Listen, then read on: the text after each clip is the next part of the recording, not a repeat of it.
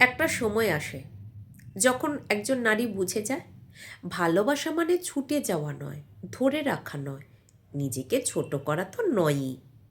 সেই সময়টায় সে আর জোর করে কাউকে তার জীবনে রাখার চেষ্টা করে না, আর এমন কিছুর পিছনে দৌড়ায় না যেটা তার জন্য নয়। কারণ সে তখন নিজের মূল্য বুঝে ফেলে, জানে সে একজন ভালো নারী, তার উদ্দেশ্য পরিষ্কার, তার হৃদয় সৎ, তার ভালোবাসা সত্যিকারের। একজন ভালো নারী চায় না অস্থিরতা, নাটক কিংবা অনিশ্চয়তা। সে আর কেন আমাকে বেছে নিল না, এই প্রশ্নে নিজেকে ভাঙে না, বরং নিজেকে প্রশ্ন করে, আমি কি নিজের সম্মানটুকু ঠিকভাবে রক্ষা করছি? এই প্রশ্নের উত্তরই তাকে শান্ত করে দেয়।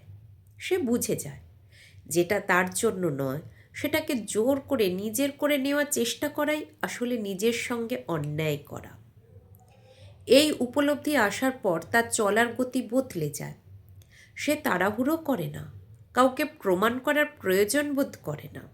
সে জানে যা সত্যি তার সঙ্গে মানানসই, যা তার জীবনের সঙ্গে সঙ্গতিপূর্ণ, তা কখনো তাকে এড়িয়ে যাবে না। ভালোবাসা যদি আসার হয়, সে নিজেই পথ খুঁজে নেবে। সেখানে জোর, ভয় বা চাপের জায়গা নেই। একজন ভালো নারী বিশ্বাস করতে শেখে, নিজের ওপর, নিজের সিদ্ধান্তের ওপর আর জীবনের সময়ের ওপর। সে জানে সব কিছু সঙ্গে সঙ্গে ঠিক না হলেও ঠিক সময়ে ঠিক মানুষ ঠিক জায়গায় হাজির হবে। এই বিশ্বাস তাকে ধৈর্য শেখায়, ধৈর্য তাকে আরও দৃঢ় করে তোলে, আরও শান্ত করে তোলে।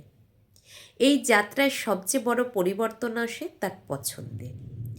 সে আর অস্থিরতা বেছে নেয় না, বেছে নেয় আত্মসম্মান। সে আর প্রমাণ করার দৌড়ে নামে না, বেছে নেয় মানসিক শান্তি। সে আর ভয় দিয়ে সিদ্ধান্ত নেয় না, বেছে নেয় বিশ্বাস।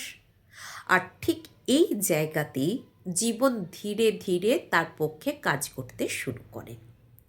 কারণ জীবন সেই মানুষদের সাহায্য করে যারা নিজেকে সম্মান করতে জানে, যারা জানে কখন ধরে রাখতে হয় আর কখন ছেড়ে দিতে হয়, যারা বোঝে ভালোবাসা মানে নিজের সীমা ভাঙা নয়, বরং নিজের ভেতরের শান্তিটুকু রক্ষা করা।